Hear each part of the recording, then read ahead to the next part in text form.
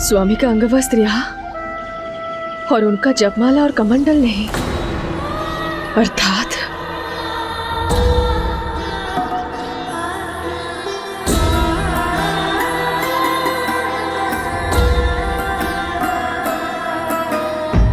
फिर इस संतान के जन्म के समय दीदी मनसा अकेली रह गईं।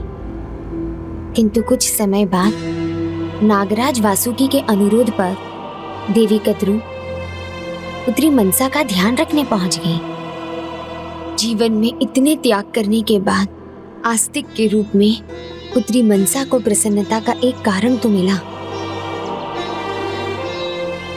धर्मशास्त्र, वेद, पुराण, उपनिषद में विश्वास रखेगा, इसीलिए आप इसका नाम रखिएगा आस्तिक। आस्तिक।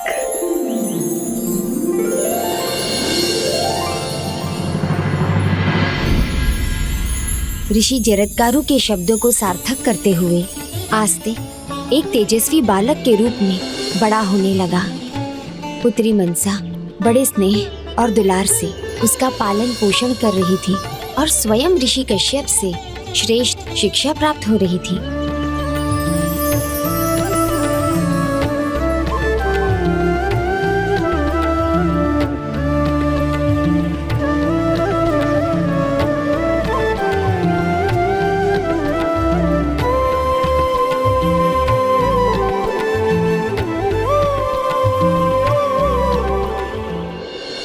गणेश, जिस प्रकार तुम मुझसे एक क्षण के लिए भी दूर होते हो तो मैं व्याकुल हो जाती हूँ, ठीक उसी प्रकार मनसा की ममता भी उसे व्याकुल कर देती।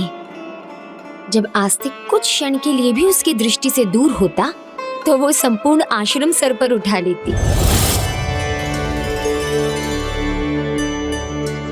अब ये सुरक्षा कवच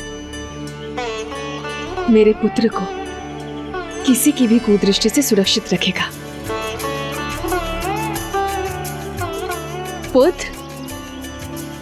पुत्र आस्तिक, पुत्र आस्तिक। माता कद्रू, आस्तिक कहीं दिख नहीं रहा है, आपने कहीं उसे देखा है क्या? तुम्हारी अनुमति के बिना वो कहीं नहीं जाता पुत्री, यही कहीं होगा। इसीलिए तो माता मैं चिंतित हूँ, वो मेरे अनुमति के बिना कहीं नहीं जाता है, मेरी दृष्टि से दूर। माता, उसे ढूंढने में मेरी सहायता कीजिए ना। हाँ। आस्तिक। प्रणाम ऋषिवर, क्षमा करें, क्या आपने आस्तिक को कहीं देखा है? वो कहीं दिखाई नहीं दे रहा है। यही तो था, अभी मुझसे ध्यान और साधना को लेकर कुछ प्रश्न किए और फिर उनके उत्तर पाकर चला गया। किंतु तुम चिंता मत करो पुत्री, वो यहीं कहीं होगा। किंतु ऋषिवर, यदि वो यहीं कहीं होता तो मेरे इतने बार पुकारने पर वो चला आता, किंतु वो आया नहीं। वो कहाँ है? प्रणाम ऋषिवर, प्रणाम बहन मनसा, प्रणाम माते। भ्राता, आप बिल्कुल उचित समय पर आए हैं। पुत्र आस्तिक कहीं मिल नहीं रहा है, कृपया आप उसे ढूंढने में मेरी सहायता कीजिए।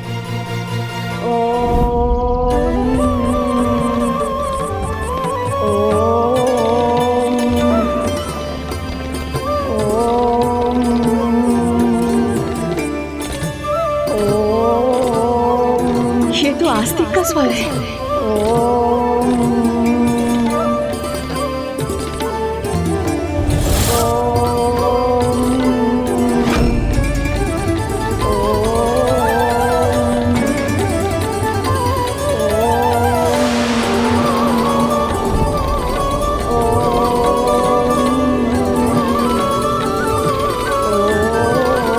पुत्र आस्तिक,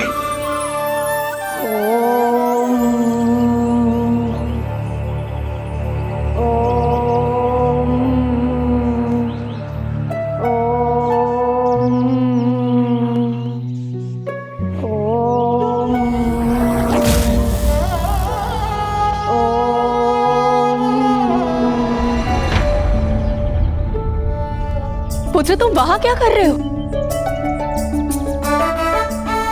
आस्तिक वृक्षासन ध्यान मुद्रा में था, जो मैंने उसे अभी सिखाया था। हाँ माँ, तन और मन में संतुलन के लिए ये बहुत अच्छी मुद्रा है। किंतु पुत्र, इसके लिए अपने आप को संकट में डालने की और वहां जाने की क्या आवश्यकता थी? हाँ पुत्र, नीचे आ जा।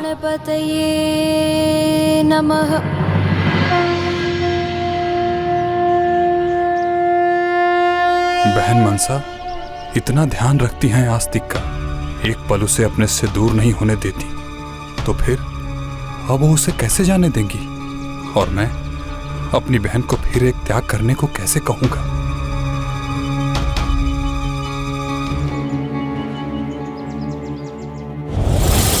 क्या मैंने उचित सुना ना माता? अभी दीदी मनसा को एक और त्याग करना था। हाँ पुत्र, आस्तिक को अपनी प्रसन्नता का आधार बनाने वाली मनसा को अभी एक और त्याग करना था। संतान से, पुत्र से दूर होना एक माँ के लिए सबसे बड़ा त्याग है। जिस उद्देश्य के लिए आस्तिक का जन्म हुआ था, उसी उद्देश्य को पूर्ण करने के लिए पुत्री मनसा को अपने पुत्र को विदा करना था। आस्तिक को उस समय के दो प्रबल व्यक्तित्व, महाराज जन्मेजय और उस समय के महानतम ऋषि शिष्य उत्तांग का विरोध करना था। वो दोनों नागवंश के अंत के लिए एक बड़ा यज्ञ आरंभ करने वाले थे। उन्हें रोकने का साहस और सामर्थ्य देवता भी नहीं रखते थे। अब नागराज वासुकी को वो करना था जिसे टाला नहीं जा सकता था। बहन, जन्म तभी सार्थक है जब उसके उद्देश्य की पूर्ति हो। आस्तिक के भी जन्म को सार्थक करने का समय आ गया है। सत्य तो यह है कि विनाश निकट है। जो भी उचित हो अभी करना होगा, अन्यथा संसार से नागवंश का अस्तित्व सदा के लिए मिट जाएगा। महाराज जन्मेजय सर्पमेध यज्ञ करने वाले हैं, जिसे मात्र और मात्र आस्तिक ही रोक सकता है, अन्यथा समस्त नागवंश भस्म हो जाएगा। इन सब का कारण मैं हूँ। मैंने ही अपने नाग पुत्रों को भयंकर श्राप दे डाला। मैं तुम्हें श्राप देती हूँ। पांडवों के वंशज महाराज परीक्षित के पुत्र महाराज जन्मेजय सर्प यज्ञ करेंगे। उस यज्ञ अग्नि में गिरकर तुम सबका अंत होगा। किंतु पांडवों के वंशज महाराज जन्मेजय ऐसा विनाशकारी यज्ञ कर क्यों रहे? और उतांग जैसे ज्ञानी ऋषि उनकी सहायता भी क्यों कर रहे हैं? प्रतिशोध। महाराज जन्मेजय प्रतिशोध की भावना से प्रेरित हैं। उनके पिता महाराज परीक्षित के साथ जो हुआ, उसके कारण उनके मन में नागों के प्रति गहरा द्वेष है।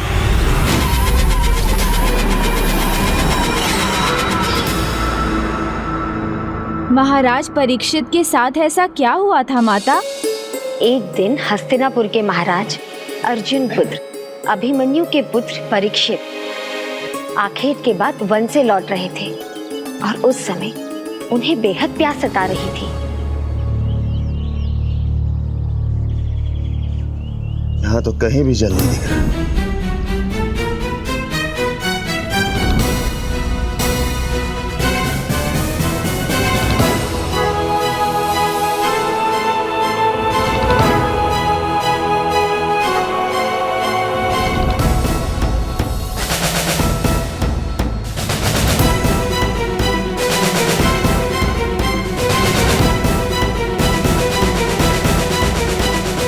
अंदर कोई है क्या? कुटिया में कोई है? मैं बहुत प्यासा हूं, मुझे जल चाहिए। वो ऋषि शमिक का आश्रम था। महाराज परीक्षित ऋषिवर को उनके ध्यान से नहीं उठाना चाहते थे, किंतु मुझे ऋषिवर से ही जल की याचना करनी होगी।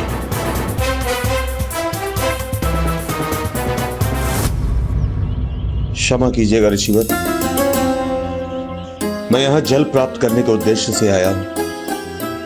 मैं अत्यंत ही प्यासा हूं। यदि मुझे जल नहीं मिला तो मेरे प्राण निकल जाएंगे ऋषिवर।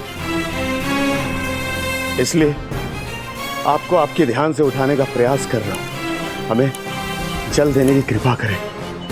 मैं हस्तिनापुर नरेश परीक्षित हूँ ऋषिवर। हमारी सहायता कीजिए ऋषिवर, जल दीजिए हमें। परोपकार संसार का सबसे श्रेष्ठ धर्म है ऋषिवर। परोपकार में भी श्रेष्ठ है किसी प्यासे को जल देना, किसी तप के समान या उससे भी अधिक महत्वपूर्ण। इसलिए हमारी प्रार्थना को अनसुना ना करें ऋषिवर, कृपा करें हम पर, हमें जल दे ऋषिवर, हमें जल दे।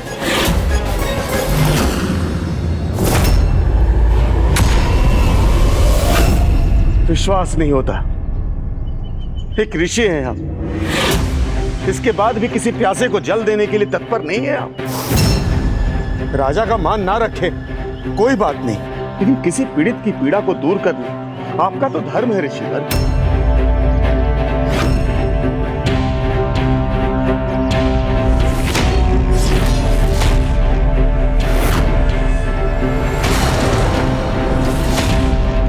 ऐसे अपमान, ऐसे तिरस्कार के बाद आपसे और अनुरोध करना व्यर्थ है ऋषिवर। ऋषि शमिक घोर तप में लीन थे। वो ना तो महाराज का तिरस्कार कर रहे थे और ना ही उनका अपमान, किंतु महाराज परीक्षित ये समझने में असमर्थ थे और फिर अपने क्रोध के आवेश में आकर वो ऋषिवर के आश्रम से बाहर निकले।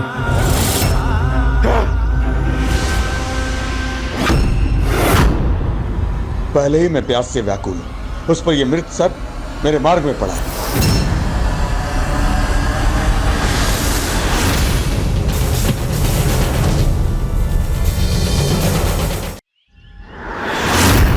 वो मृत सर्प ऋषि शमिक के तन पर गिरा और उसी समय ऋषि शमिक के पुत्र ऋषि श्रृंगी आश्रम पहुंचे और अपने पिता के तन से एक मृत सर्प को लिपटे देखकर उन्होंने उसे ऋषिवर का अपमान माना।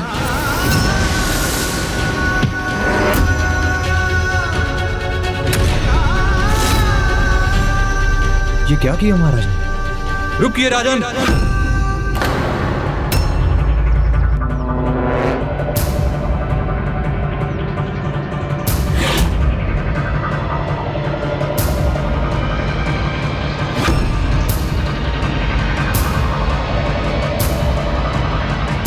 नहीं नहीं, यह मेरा आशय नहीं था।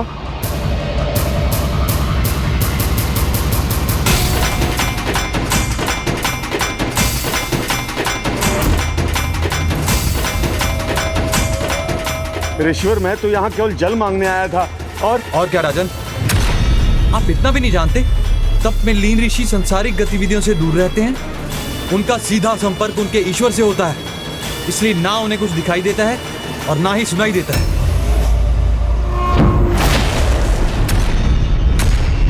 मृत सर्प को उन पे उछालकर आपने तप में बैठे ऋषि का नहीं, उनके तप का भी अपमान किया है। इसका दंड आपको अवश्य मिलेगा।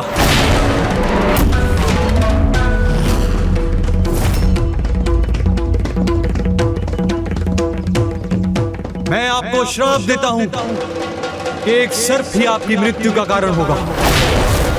आज से 7वें दिन सर्पों के राजा तक्षक के दंश से आपकी मृत्यु होगी।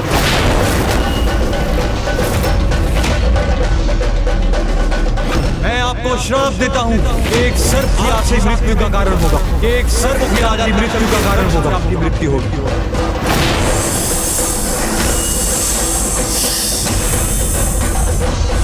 महाराज परीक्षित ने ऋषि श्रृंगी से बहुत क्षमा याचना की, उन्हें समझाने का बहुत प्रयास किया, किंतु ऋषि का श्राप कहाँ लौटाया जा सकता था।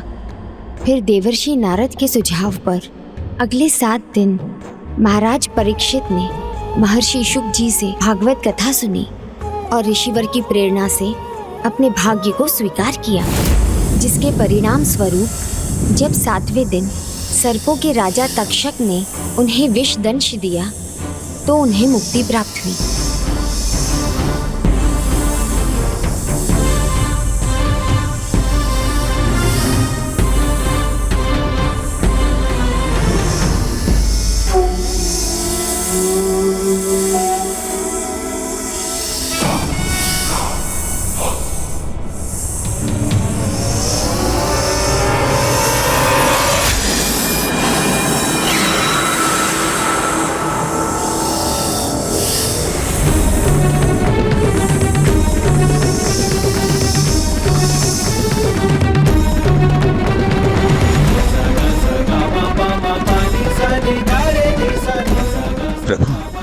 मुझे अपने शरण में लीजिए प्रभु। अपने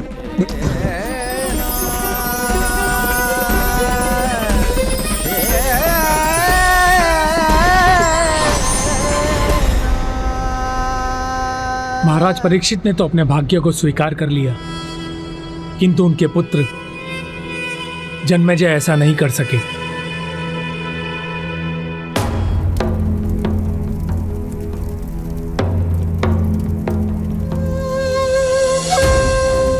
ये अन्याय है। अनजाने में की गई भूल का इतना बड़ा दंड तो उचित है। जो आपकी मृत्यु का कारण बने, दंड तो उन्हें भी भुगतना होगा। मैं प्रण लेता हूँ कि आज से 7 दिन बाद आपकी चिता से वैदिक प्रचंड अग्नि में सभी नाग भस्म होंगे। मैं सर्पराज तक्षक के साथ सभी नागों का विनाश करूंगा।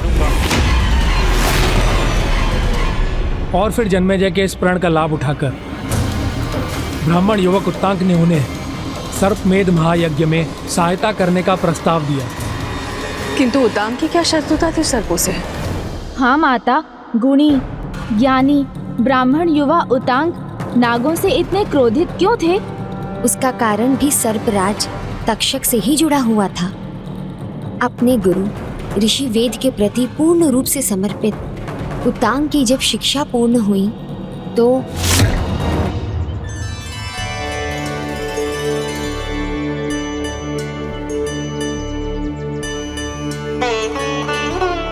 उत्तांक, अब तुम्हारी शिक्षा पूर्ण हुई।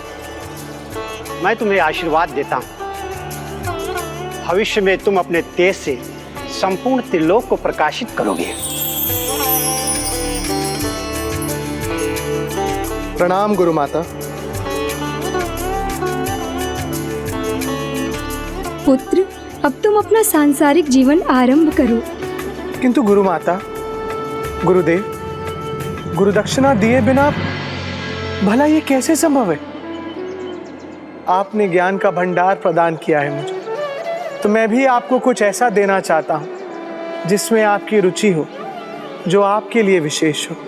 पुत्र, यदि तुम हमें गुरु दक्षिणा देना ही चाहते हो तो राजा पौष्य की रानी के पास जाओ, जो धर्म परायणा है और प्रभु की महान भक्त होने के साथ दिव्य शक्तियों की स्वामिनी भी है। उनसे उनके कुंडल कुछ समय के लिए ले आओ, जिससे हम वो पावन यज्ञ कर सके जिसे हम बहुत समय से करना चाहते हैं। हमारे लिए यही गुरु दक्षिणा पर्याप्त है। जो आज्ञा गुरु माता।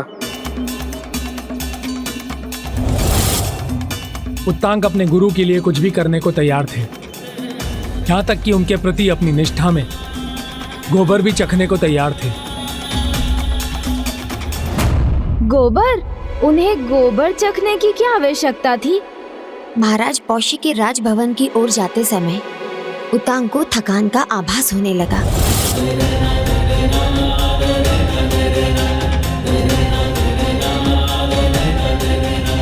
गुरुदेव ने कार्य सौंपा है, वो मुझे शीघ्र ही संपन्न करना होगा, भले फिर कुछ भी हो जाए।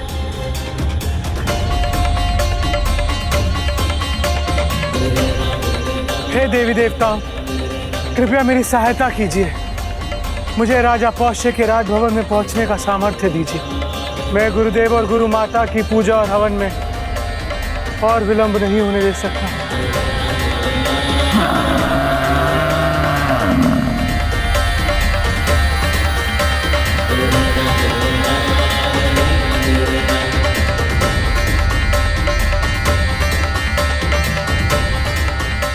ब्राह्मण देवता, इतने थके क्यों हैं आप? कब से यात्रा कर रहे हैं? एक सप्ताह तो हो ही गया होगा। ये तो कुछ भी नहीं। मेरे और मेरे वाहन महिष के लिए तो ये यात्रा की सामान्य अवधि है। मुझे और मेरे महिष को आपके समान थकान का अनुभव नहीं होता है। आश्चर्य, यदि मुझमें भी आप जितना सामर्थ्य होता तो मैं भी अपने गुरुदेव और गुरु माता की इच्छा शीघ्र पूर्ण कर पाता। सामर्थ्य तो आपको भी प्राप्त हो सकता है, बस मेरे महिष का गोबर चखना होगा।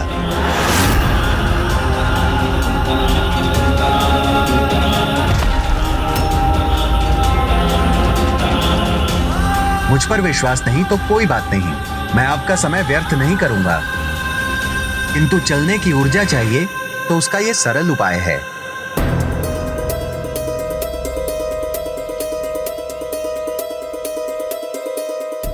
सामर्थ्य तो आपको भी प्राप्त हो सकता है, बस मेरे महिष का गोबर चखना होगा। किंतु चलने की ऊर्जा चाहिए तो उसका ये सरल उपाय है। यदि ऐसा करने से मेरी सहायता होगी और मैं अपने गुरुदेव और गुरु माता का कार्य शीघ्र संपन्न कर सकूंगा, तो ये कार्य मैं अवश्य करूंगा।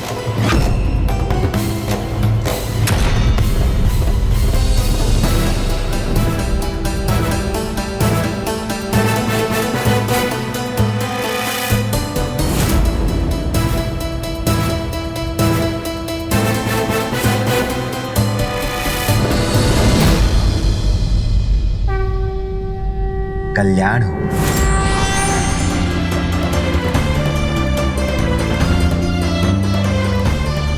जो शिष्य अपने गुरु के लिए निकृष्ट कार्य करने को भी तत्पर हो जाए, ऐसे शिष्य को मेरा शत शत नमन।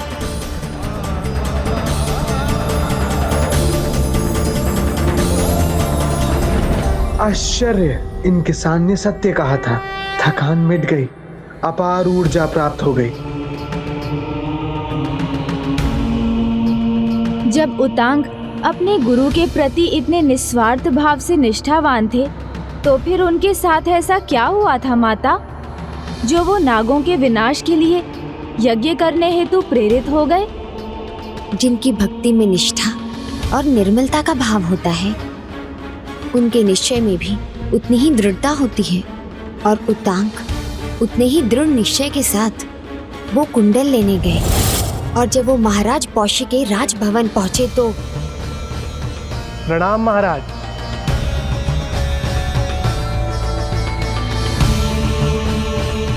मैं ऋषि वेद का शिष्य उतांग हूं, आपसे सहायता का निवेदन करने आया।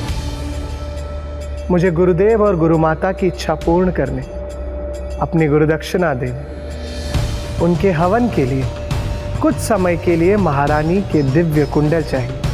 आपके गुरु के प्रति आपकी ऐसी निष्ठा सराहनीय है। आप महारानी के पास जाकर उनसे उनके कुंडल मांग लीजिए, वो आपको निराश नहीं करेंगी। धन्यवाद महाराज।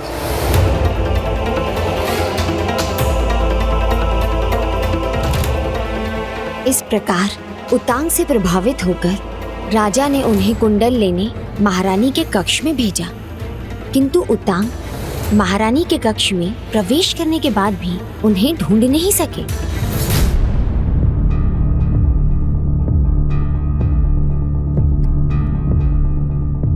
यहां तो कोई नहीं।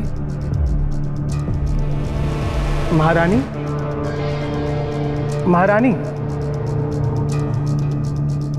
मैं ब्राह्मण पुत्र उतांग हूं, आपके कुंडल लेने आया हूं। कृपया कर मुझे दर्शन दीजिए। जब उतांग महारानी के दर्शन ही ना कर सके तो निराश होकर राजा के पास लौट गए। महाराज, जिससे पूछता हूं वो यही कहता है कि महारानी अपने कक्ष में है, किंतु भीतर जाने पर मुझे कोई दिखाई नहीं दिया। कहीं मेरे साथ कोई परिहास तो नहीं, अथवा मुझसे ही कोई भूल हुई है, इसके कारण महारानी ने अपने दर्शन नहीं दिए। नहीं ब्राह्मण देवता, आपसे कोई भूल नहीं हुई, बस एक कमी रह गई। कमी? तो मेरा मार्गदर्शन कीजिए महाराज। कमी जो भी हो मैं उसे दूर करूंगा, फिर चाहे मुझे उसके लिए अपने प्राण ही क्यों ना देने हो, परंतु अपने गुरु को उनकी गुरुदक्षिणा देने में कोई कमी नहीं रहने दूंगा। मैं आपकी इस अद्भुत निष्ठा को देखकर और भी प्रभावित हुआ। किंतु आपको उसके लिए प्राण नहीं देने, बस अपनी अस्वच्छता का त्याग करना। आपका मन तो स्वच्छ है, किंतु तन वो भी स्वच्छ है ना?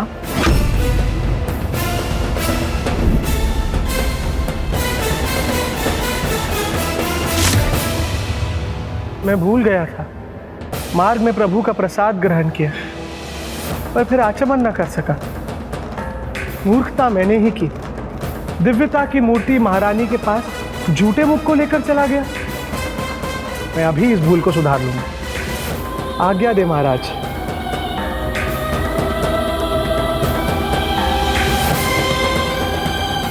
केशव नारायण माधव गोविंद विष्णु अच्युत विक्रम श्रीधर ऋषिकेश पद्मनाभ।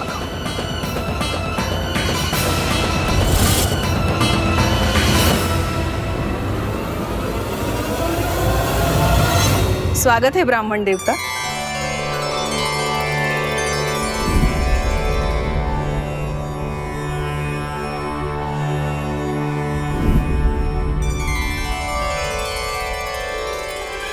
प्रणाम महाराज।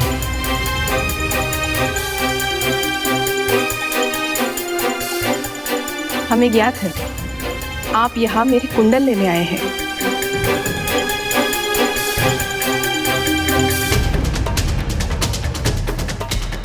मेरे दिव्य कुंडल, मैं इन्हें आपको दे तो रही हूँ, किंतु आपको इसे बहुत संभाल कर ले जाना होगा, क्योंकि अंधकारी शक्तियों के स्वामी, सर्पों के राजा, पाताल लोक निवासी तक्षक को तो बहुत समय से इन्हें पाने की लालसा है, और वो पाताल लोक से भी इनकी गंध पाकर इन तक पहुंच सकता है।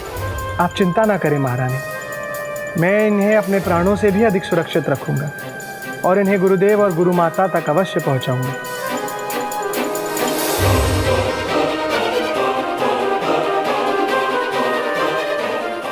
आज्ञा दीजिए महारानी।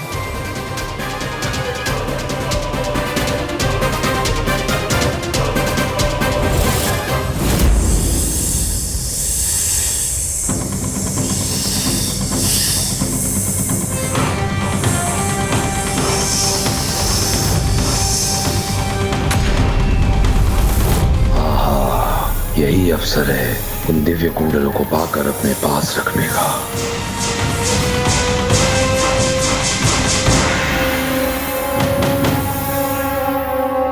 अब मेरी यात्रा सफल हुई। अब मैं अपने गुरु को गुरु दक्षिणा दे पाऊंगा।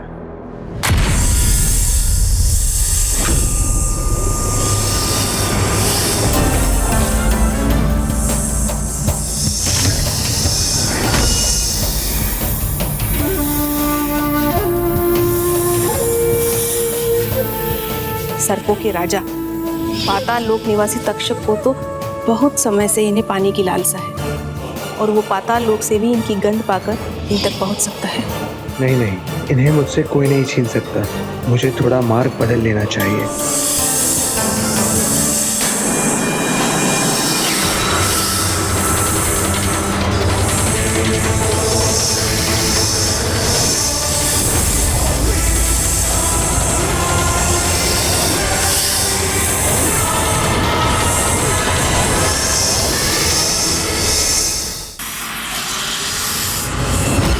ये तो किसी ऋषि की कुटिया है।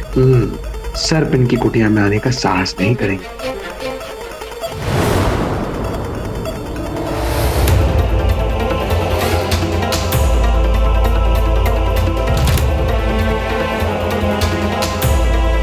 अच्छा है, वो सर्प तो पीछे छूट गए हैं।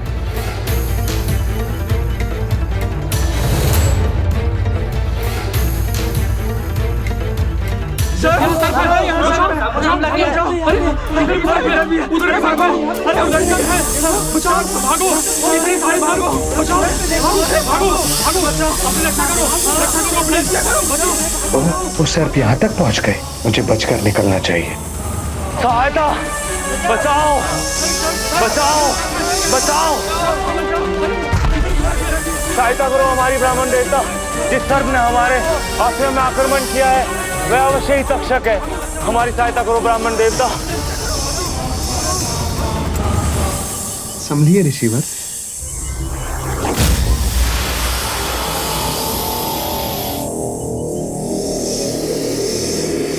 ऋषिवर नहीं, मैं हूं।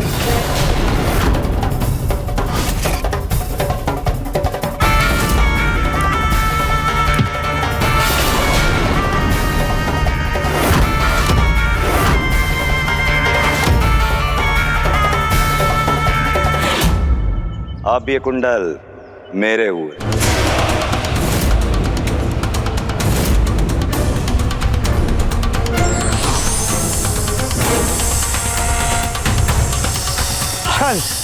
छल छल हुआ है मेरे साथ।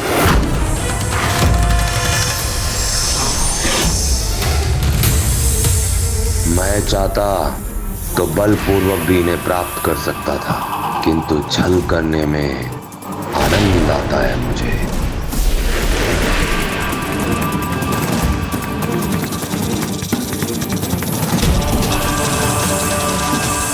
नहीं, मैं तुम्हें यह कुंडल नहीं ले जाने दूंगा।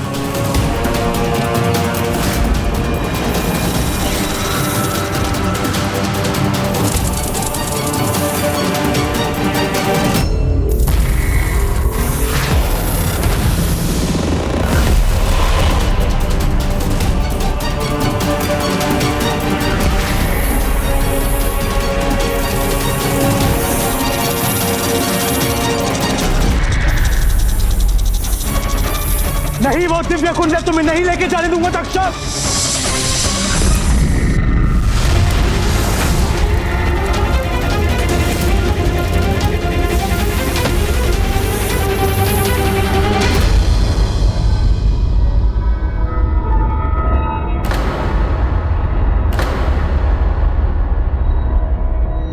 अंधकार कितना भी क्यों ना हो, मैं उसमें से भी प्रकाश ढूंढ लूंगा, रोक लूंगा तुम्हें।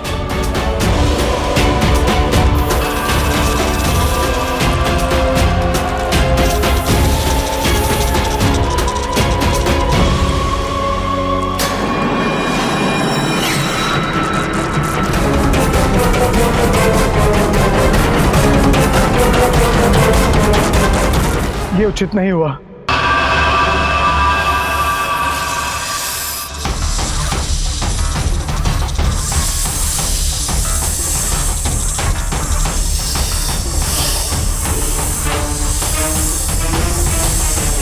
ये सर्प तो मेरे प्राण लेना चाहते हैं।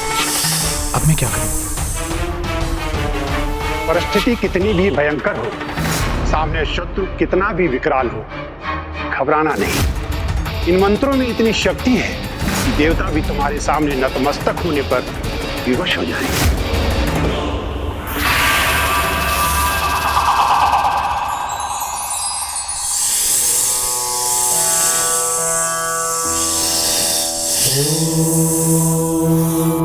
स्वस्ति न इंद्रो वृद्धश्रवाः स्वस्ति नः पूषा विश्ववेदाः स्वस्ति नस्ताक्षरो अरिष्टनेमिः स्वस्ति नो बृहस्पतिर्दधातु।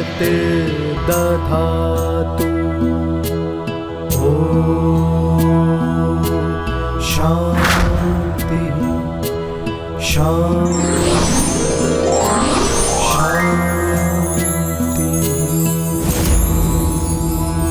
अपने नेत्र खोलो उतांक।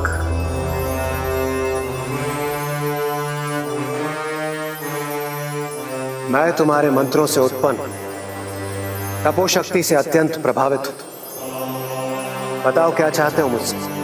अपना वज्र मुझे प्रदान करने की कृपा करो, जिसकी सहायता से मैं तक्षक तक पहुंच सकूं और वो कुंडल प्राप्त कर सकूं जो उसने मुझसे छल से छीने। उचित है, मैं तुम्हें वज्र अवश्य प्रदान करूंगा, किंतु तक्षक मेरा मित्र और अनुयायी भी, इसलिए तुम इस वज्र से उसे किसी भी प्रकार की कोई हानि नहीं पहुंचा सकते, किंतु उसकी सर्प सेना से ये तुम्हें अवश्य सुरक्षित रखेगा।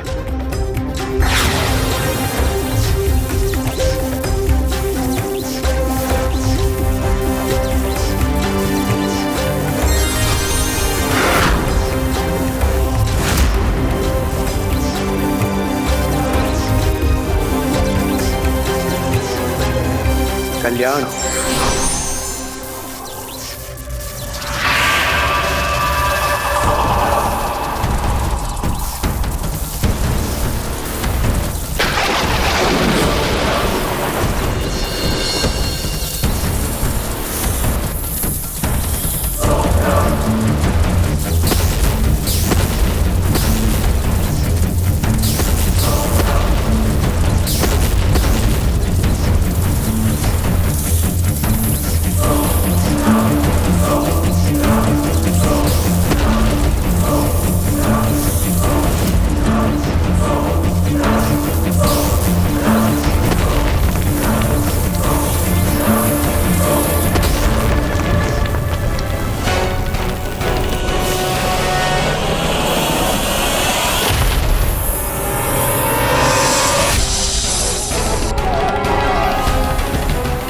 मुझे कुंडल लौटा दो तक्षक, इसी में तुम्हारी और तुम्हारे सर्पों की भलाई है। यदि ना लौटाऊं तो फिर अपने काल को बुलाओगे। काल? काल तो मैं बनता हूं सबका।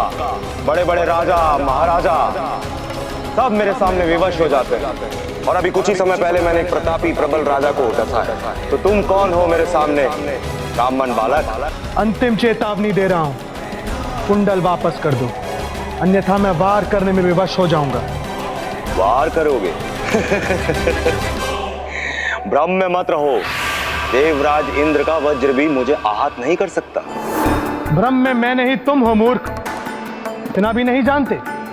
मंत्रों की शक्ति किसी भी अस्त्र शस्त्र से कहीं अधिक शक्तिशाली होती है। विश्वास नहीं होता? अभी हो जाएगा। दिखाओ।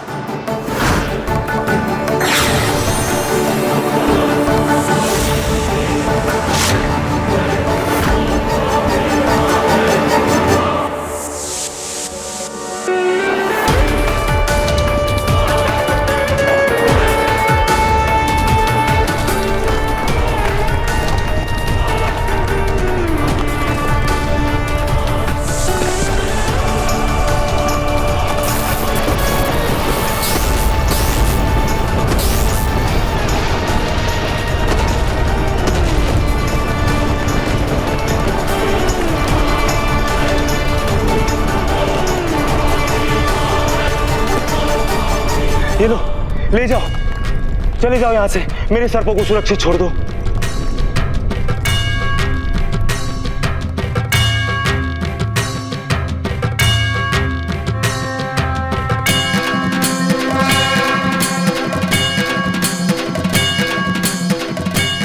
आज के बाद मेरे मार्ग में कभी मत आना, अन्यथा वो तुम्हारे जीवन का अंतिम दिन होगा।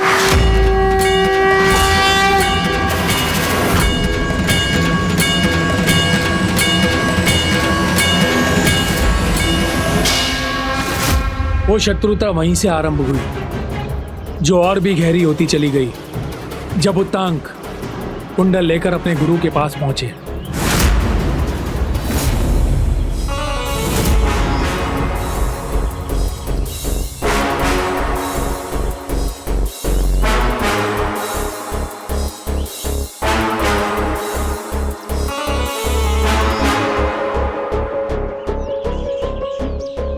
क्या हुआ गुरु माता, गुरुदेव? क्या ये प्राप्त कर आप प्रसन्न नहीं है? क्या मुझसे कोई भूल हुई है?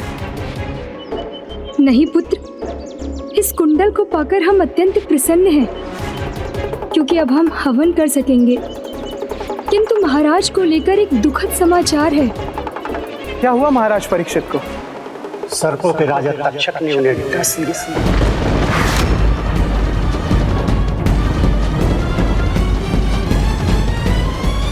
बड़े बड़े राजा महाराजा सब मेरे सामने विवश हो जाते हैं, और अभी कुछ ही समय पहले मैंने एक प्रतापी प्रबल राजा को डसा है।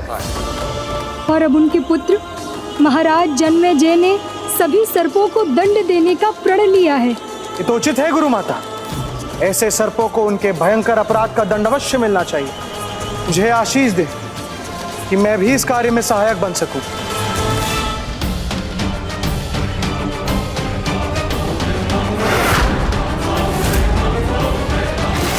अर्थात उतांग का क्रोध अभी तक शांत नहीं हुआ था। सर्पमेध यज्ञ का सुझाव उन्हीं का था। पुत्री, क्रोधित तो महाराज जन्मेजय भी थे, किंतु नागों का सर्वनाश सर्वप्रथम उन्हीं का ही विचार था।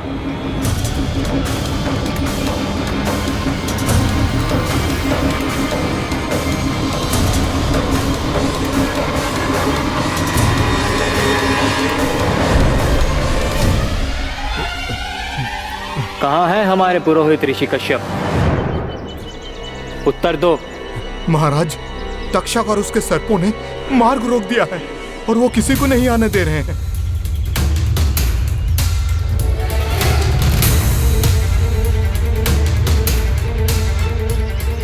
तब हमारे इस यज्ञ में कौन हमारी सहायता करेगा? मैं करूंगा आपकी सहायता, मैं करूंगा आपकी सहायता, मैं करूंगा आपकी सहायता। मैं करवाऊंगा आपका यज्ञ महाराज।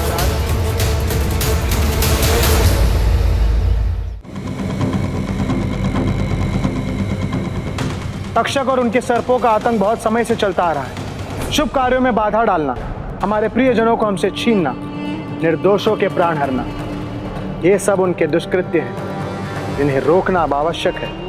इसलिए साधारण यज्ञ नहीं, सर्पमेध यज्ञ होना चाहिए। मैं ऋषिवेद का शिष्य उत्तम आपके सर्पमेध यज्ञ में आपका सहायक बनूंगा, किंतु तभी जब आप मुझे आश्वस्त करेंगे कि इस यज्ञ के बीच में कोई बाधा नहीं डाल सकेगा। मेरे सैनिक इस यज्ञ स्थल के चारों ओर रहेंगे, जिनके हाथों में वो दिव्य अस्त्र होंगे जिनसे देवता तक भयभीत हो जाते हैं। इसीलिए आप निश्चिंत रहिए ब्राह्मण देवता, यहाँ तो कोई सर्प तो क्या, कोई असुर भी नहीं आ सकते। उचित है, मैं मंत्र शक्ति से भी स्थल को सुरक्षित रखूंगा, फिर यहाँ आने का साहस कोई नहीं करेगा। सर्पमेध यज्ञ अर्थात संपूर्ण सर्प जाति के विनाश के लिए किया जाने वाला यज्ञ, और इस यज्ञ को सफल होने से रोकने का कार्य नन्हे आस्तिक को करना था। ये तो निश्चय ही अत्यंत कठिन परिस्थिति थी दीदी मनसा के लिए। किंतु अब आस्तिक को भेजने के सिवाय नागों की रक्षा का कोई उपाय नहीं था। जिस यज्ञ को रोकने के प्रयास भी करने से पूर्व सभी देवी देवताएं विचार करने में विवश हो जाते हैं, और आप चाहते हैं कि मैं अपने पुत्र को उस यज्ञ को रोकने के लिए भेज दूं?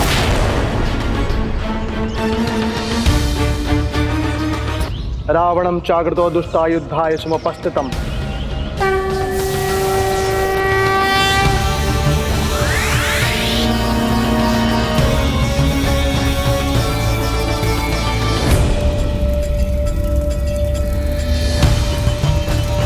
स्वाहा।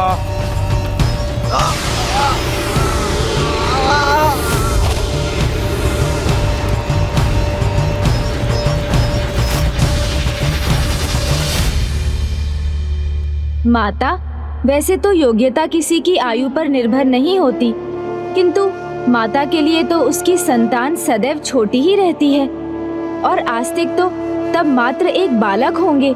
ऐसे में क्या दीदी मनसा आस्तिक को भेजने के लिए तैयार हुई?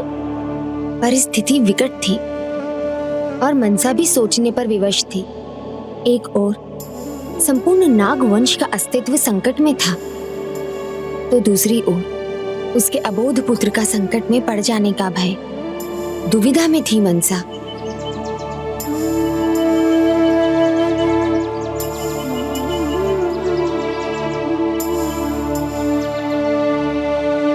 किंतु महाराज जन्मेजय और उतांग को कोई दुविधा न थी।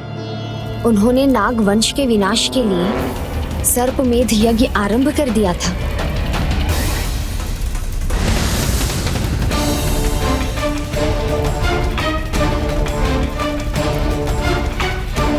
बड़े बड़े राजा महाराजा सब मेरे सामने विवश हो जाते हैं, और अभी कुछ ही समय पहले मैंने एक प्रतापी प्रबल राजा को डसा है।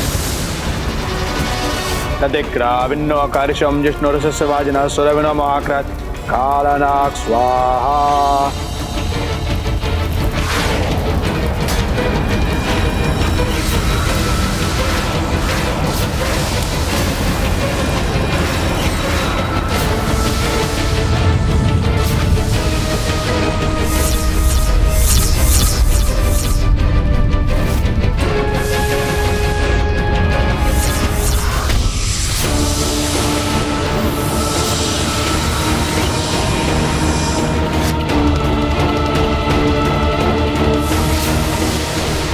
ऐसा लग रहा है इस यज्ञ की अग्नि नागवंश को भस्म करने पर ही शांत होगी।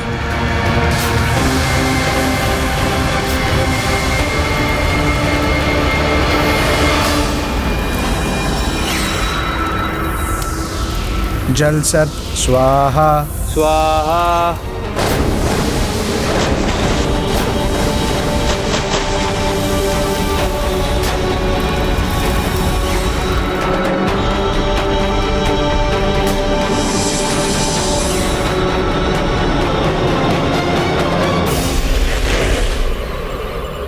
हे नागमाता कद्रू, हम श्वेत नागों का प्रणाम स्वीकार कीजिए। हमारे काल से हमारी रक्षा कीजिए, हमारी सहायता कीजिए माता। आपके क्षणिक क्रोध के कारण हमारी ऐसी दुर्दशा हो रही है माता। हमारी रक्षा कीजिए माता, हमारी रक्षा कीजिए। मेरी भूल को अब पुत्री मनसा ही सुधार सकती है।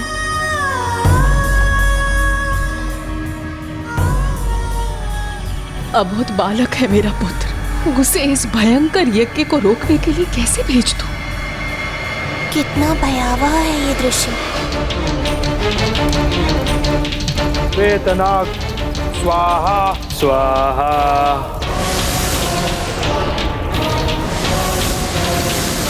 अब यदि कुछ न किया गया तो हमारा भस्म होना निश्चित है। नागराज, अपना दायित्व निभाइए, हमारी रक्षा कीजिए, रक्षा कीजिए नागराज। रक्षा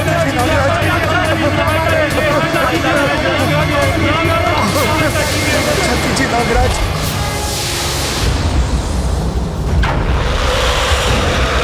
कैसा भयंकर यज्ञ है ये, जो नागों को उनकी इच्छा के विरुद्ध खींचकर भस्म कर रहा है।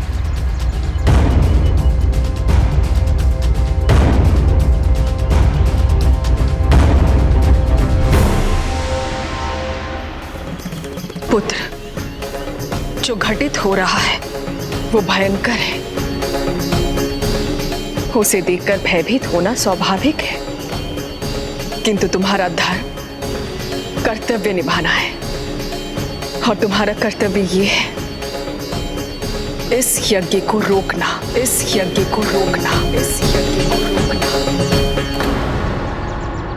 पुत्र, मैं मां हूं तुम्हारी। मैं तो सदैव यही चाहती हूं कि तुम मेरे आंचल में सदैव सुरक्षित रहो, किंतु अपनी ममता के कारण तुम्हें तुम्हारे मुख्य उद्देश्य से वंचित भी तो नहीं रख सकती। इस यज्ञ को रोकना तुम्हारा धर्म है, तुम्हारा कर्तव्य भी है, और तुम्हारा मुख्य उद्देश्य भी। हाँ पुत्र, तुम्हारी माता अपने हृदय पर पत्थर रखने पर विवश हो गई है। मुझे ज्ञात है पुत्र, मैं तुम्हें एक ज्वालामुखी समान यज्ञ की अग्नि की ओर भेज रही हूँ, किंतु यही मेरा कर्तव्य है, अन्यथा सर्पों के कुल का नाश होगा पुत्र। किंतु माँ, मैं चाहकर भी इस प्रबल प्रचंड यज्ञ को कैसे रोकूंगा? मेरे मार्ग में आने वाली बाधाओं को कैसे पार करूंगा?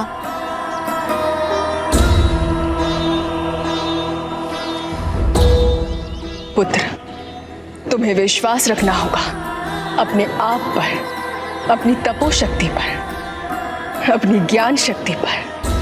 कभी भी किसी को भी ये आभास मत होने देना कि तुम्हारी शक्ति किसी से भी कम है।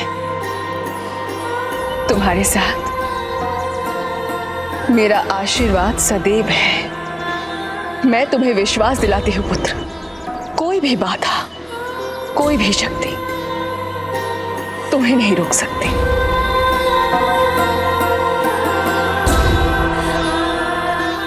पुत्र, जाने से पूर्व और अपना कार्य आरंभ करने से पूर्व प्रथम पूज्य गणाधिपति जी की पूजा अवश्य करना।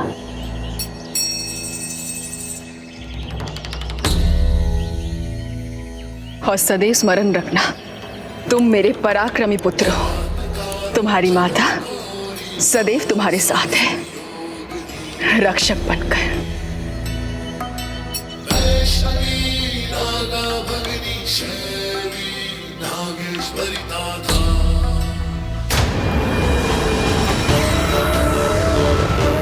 इस यज्ञ को हमें किसी भी मूल्य पर रोकना ही होगा।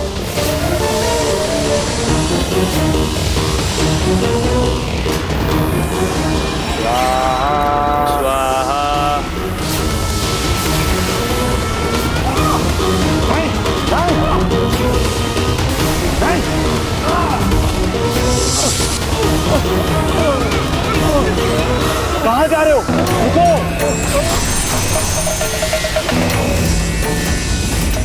मेरे सर पर रुको, पीछे मत जाओ, साहस रखो, एक साथ मिलकर प्रयास करो, तभी रोक सकेंगे हम इस यज्ञ को। रुको, मेरी बात सुनो।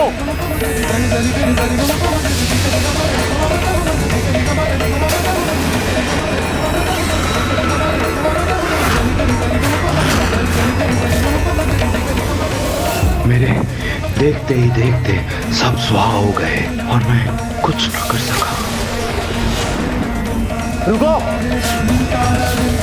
घबराओ मत, मैं तुम्हें कुछ होने नहीं दूंगा। रुको।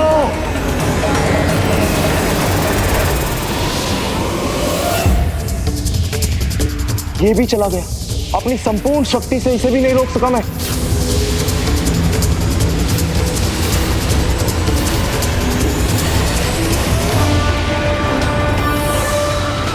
अब तो मैं ही शेष रह गया। माँ, आपका आशीर्वाद मेरे साथ है, तो मुझे विश्वास है कि मैं असंभव को संभव कर दूंगा।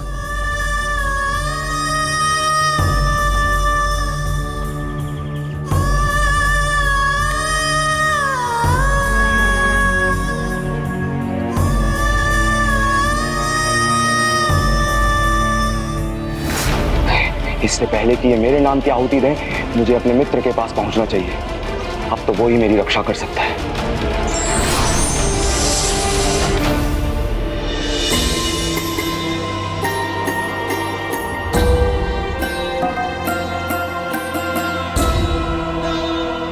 अपने जीवन में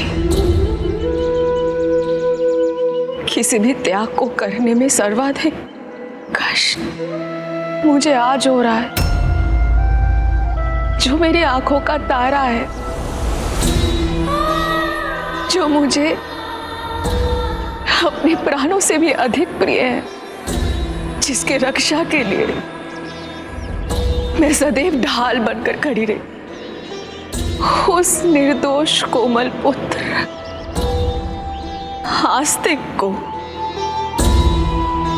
ऐसे असंभव कार्य करने के लिए भेज दिया, जिसका परिणाम किसी को भी ज्ञात नहीं।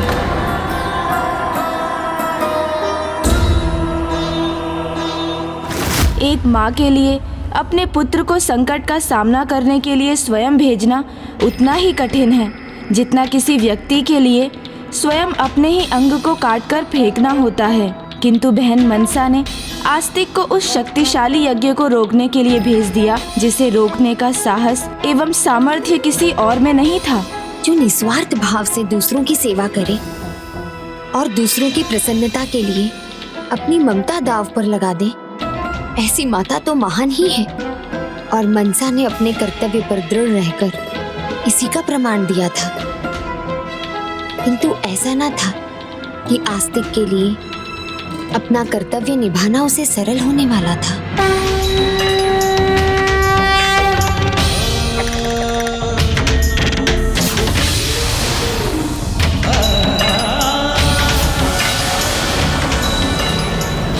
यहाँ तो सभी ओर सैनिकों का सुरक्षा घेरा है, इसे भेद कर ही आगे बढ़ सकता हूँ मैं। सावधान, कोई आ रहा है, अपने अस्त्र शस्त्र तैयार कर लो।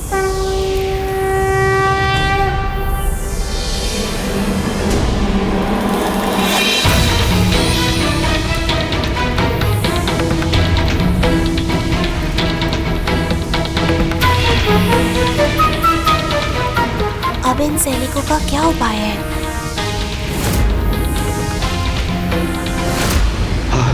हटो, हटो मेरे मार्ग से। भीतर जाना है, भीतर जाना है मुझे।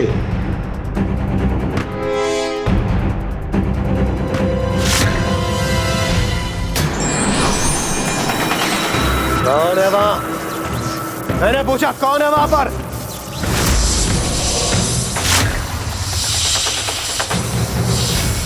देवराज, प्रहार मत कीजिए। मैं हूं आपका मित्र तक्षक। संकट में है आपका मित्र देवराज। आप ही का आसरा है। इस भयानक सर्प मेध यज्ञ के प्रबल प्रभाव से मेरी रक्षा कीजिए देवराज। सहायता कीजिए देवराज। मैं आपका मित्र हूं। किसी भी क्षण मेरा नाम ले लेंगे और मेरे अंत की आहुति उस यज्ञ कुंड में डाल देंगे देवराज, और मैं यज्ञ कुंड की भेंट चढ़ जाऊंगा, भस्म हो जाऊंगा देवराज। मेरे प्राणों की रक्षा कीजिए देवराज। मित्र तक्षक,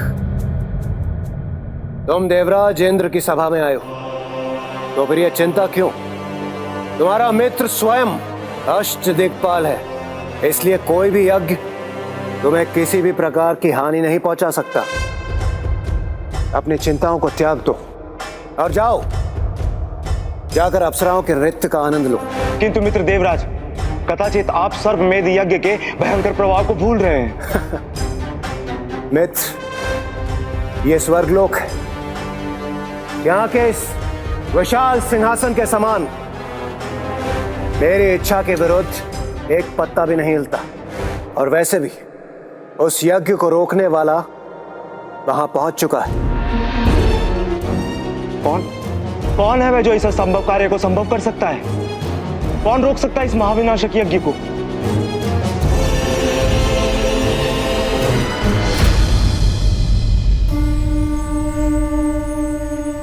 इस विनाशक यज्ञ को रोकने के लिए मुझे आगे बढ़ना ही होगा।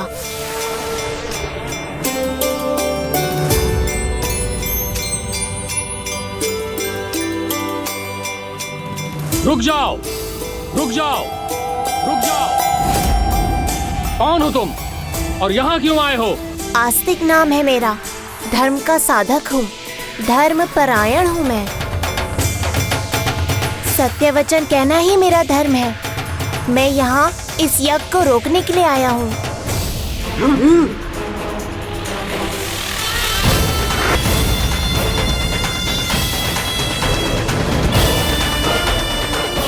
बालक, ये कोई साधारण यज्ञ नहीं। अपनी सुरक्षा चाहते हो तो लौट जाओ। धर्म परायणता का एक और धर्म है, अपने कर्तव्य पर अड़िग रहना। इसलिए मैं अपना कर्तव्य अवश्य निभाऊंगा और इस यज्ञ को रोकूंगा।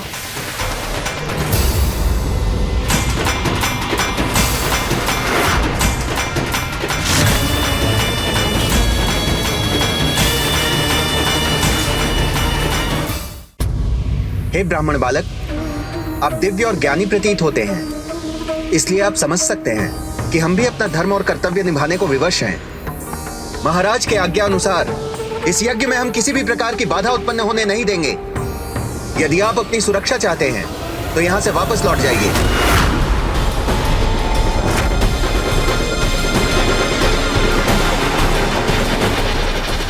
रुक जाइए बहन। भ्राता, ये कैसे पराक्रमी है? एक अबोध बालक के सम्मुख अस्त्र शस्त्र उठाए खड़े हैं। पुत्र आस्तिक बुद्धिमान है और धर्मपरायण भी। मुझे उन पर पूर्ण विश्वास है। चिंता करने की कोई आवश्यकता नहीं है। वो कोई न कोई मार्ग अवश्य निकाल लेंगे। मुझे रोकिए मत, आगे बढ़ने दीजिए। महाराज से संवाद करने के लिए जाने दीजिए। बस, अब एक पग और आगे नहीं। यज्ञ की सुरक्षा से हम कोई समझौता नहीं करेंगे। आप हमें प्रहार करने पर विवश ना करें, लौट जाएं। धर्म की बात कहने वाले कैसे धार्मिक हैं आप? एक बालक पर प्रहार करेंगे? क्या यही धर्म है आपका?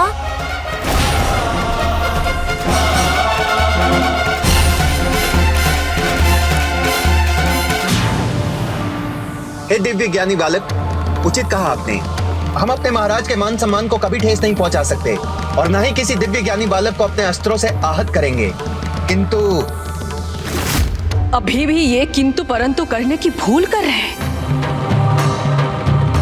हमारे महाराज की आज्ञा ही हमारा धर्म और कर्तव्य है। हम आपको आगे नहीं जाने देंगे। और मैं अपना धर्म और कर्तव्य निभाए बिना यहाँ से नहीं जाऊंगा। अभी मेरा धर्म और कर्तव्य है इस यज्ञ को रोकना। तो आपको हमें अपने मार्ग से हटाकर जाना होगा।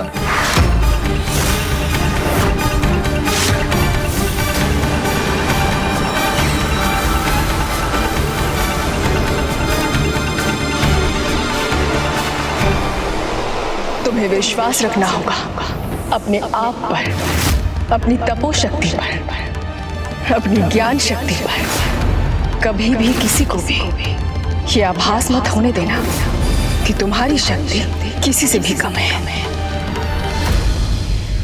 यदि यही आपकी इच्छा है कि मैं अपने कर्तव्य को निभाने के लिए आपको बलपूर्वक हटाकर आगे बढ़ूं, तो मैं यही करूंगा।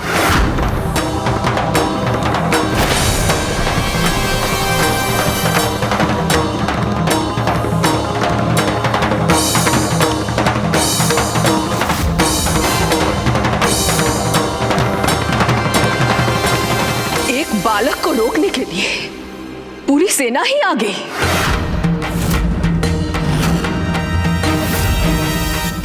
आज आपकी संपूर्ण सेना भी मेरे मार्ग की बाधा नहीं बन सकती।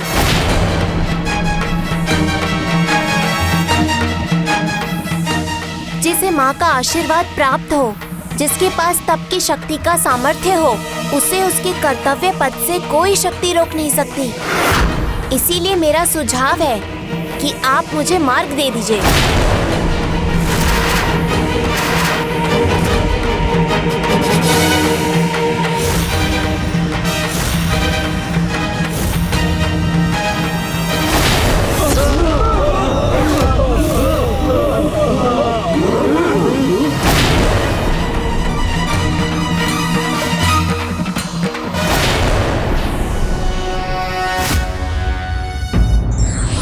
जब भी कोई उत्तम कार्य पूर्ण निष्ठा एवं दृढ़ निश्चय के साथ किया जाता है तो मार्ग में आने वाली बाधाएं निश्चय ही दूर हो जाती हैं। विघ्नहर्ता श्री गणेश के अद्भुत शक्तियों से भरे वीडियोस देखने के लिए चैनल को सब्सक्राइब करना न भूलें और साथ ही बेल आइकॉन भी दबाएं।